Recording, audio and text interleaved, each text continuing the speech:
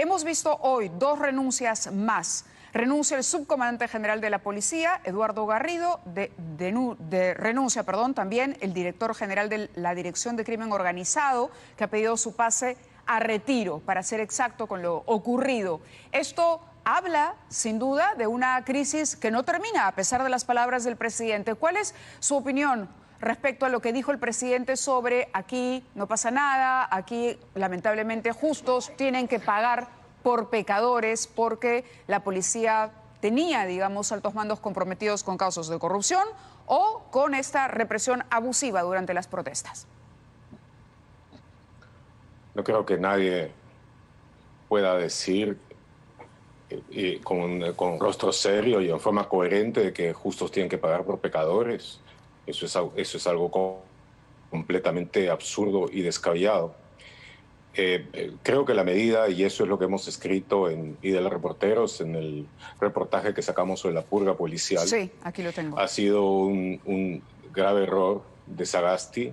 No es el primero, pero sin duda el peor hasta este momento. Pienso que fue un despropósito en el que ninguna de las medidas que se ha tomado tiene sentido. Por ejemplo, el pasar a 18 generales al retiro para poder nombrar a quien estaba en ese puesto, en el escalafón, y tomar como pretexto la represión que hubo contra el gobierno usurpador de Merino. Es absurdo, porque dentro de todo ese grupo básicamente había un policía, Lam, el número 2 de la policía, que estuvo, sí, directa y seriamente implicado en la represión. Pero ha habido otros que participaron y que no han sido pasados a retiro. Luego también se ha mencionado como otro tema... ¿Que continúan en la institución ahora? ¿Responsables que continúan, responsables de aquella represión que continúan en la institución todavía? Pero claro, están todavía y no han sido pasados a retiro en esa medida. Y luego el otro pretexto, que fue el de la corrupción, que se dio durante los meses de la pandemia presuntamente en varias compras.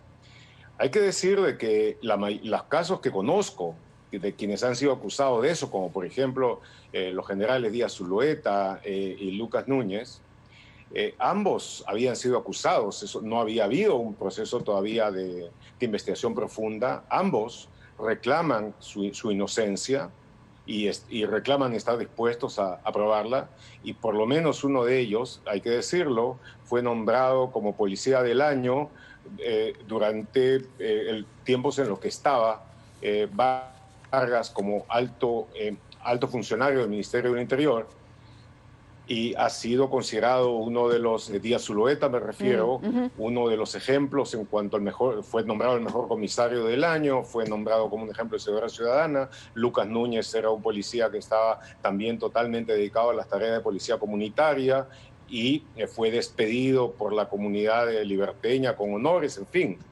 Era, no sé, hay una acusación, la acusación debió ser investigada, debió ser probada. No que cuando un presidente que acaba de entrar y que no conoce, porque no conoce nada sobre los problemas de policía y de seguridad, tome esa decisión basado en el consejo de un ministro que está minutos en el cargo. Claro. Si se trata de un régimen que va a durar 8 meses y la principal preocupación debe ser tomar cargo de los asuntos del Estado, hacer de que funcione eficientemente la democracia, que funcione eficientemente el gobierno, que se castigue a quienes hayan incurrido en delitos y excesos, especialmente durante la última represión. Y lo primero que se hace es mandar en forma indiscriminada al retiro a gente que no habría ninguna razón para hacerlo, y entre ellos muchos policías buenos, no todos, pero sí muchos,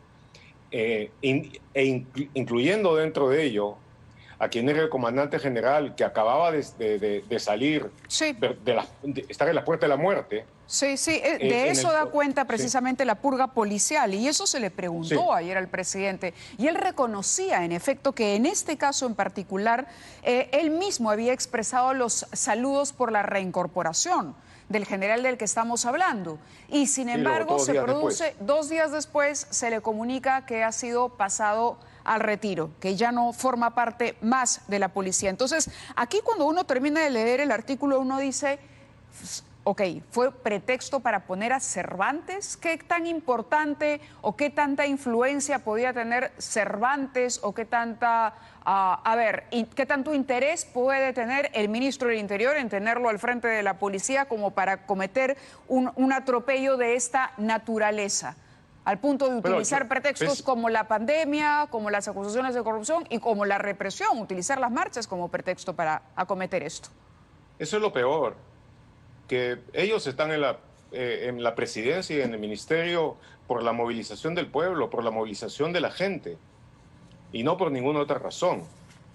Entonces, una de las mínimas cosas que habría que esperar es de que empiecen haciendo justicia a los excesos cometidos en contra de los ciudadanos y de los jóvenes que incluso sin llegar a ser ciudadanos todavía, arriesgaron todo para lograr que la democracia sea recuperada y el gobierno usurpador derrocado. Eso no ha sucedido, se ha utilizado eso como un pretexto para hacer un cambio en el que no creo siquiera de que Sagasti haya tenido conocimiento de quién estaba nombrando. Le han aconsejado, esa era la idea que había, y no les importó llegar y causar un sismo que ha incluido la perpetración de varias injusticias absolutamente innecesarias. Toda injusticia en principio es innecesaria. ¿Por qué? Porque esto es una maniobra temeraria, de acuerdo a lo que estamos leyendo. ¿Por qué? ¿Qué se gana con esto? ¿Qué significa poner a Cervantes allí? Aparentemente se calcularon, pero esa es mi interpretación, de que no iba a haber una gran reacción, de que como quiera, de que se estaba recibiendo el nuevo gobierno con toda la buena voluntad por haber sido el resultado que siguió al derrocamiento de los usurpadores, entonces de que como resultado de eso y la gente les iba a dar todo el apoyo, y que la policía, que estaba obviamente golpeada, conmocionada por lo que había sucedido y por la forma en que algunos de sus jefes permitieron que se utilizara a algunas de sus unidades, entonces de que no iba a pasar nada. Y luego siempre el viejo recurso que se repite una y otra vez, de que hay una gran corrupción en la policía y entonces se hace una purga para nombrar a quien se quiere tener porque resulta cómodo, agradable. Recuerda que cuando el gobierno Ollanta Humala empezó, se mandó al retiro a cerca de 30 altos oficiales para que pudiera entrar Raúl Salazar. Y el pretexto fue parecido. Por supuesto que el comando de Salazar fue un desastre. No quiero decir de que lo mismo sea Cervantes. En principio entiendo de que Cervantes es un oficial capaz, especializado en inteligencia, pero eso no quiere decir, no justifica de que se haya cometido esa purga para ponerlo en la comandancia general. Muy bien, Gustavo, el tiempo nos ha ganado, pero aquí está el artículo, lo tenemos y parece que, así como se ha advertido y se ha venido diciendo, van a continuar las reacciones. Es decir, no es una página volteada, como nos dijo el ministro la semana pasada. Aquí habrá consecuencias y hay, sin duda, un malestar al interior de la institución policial. Muchísimas gracias a Gustavo Gorriti por esta participación en el programa al inicio de la semana. Gracias.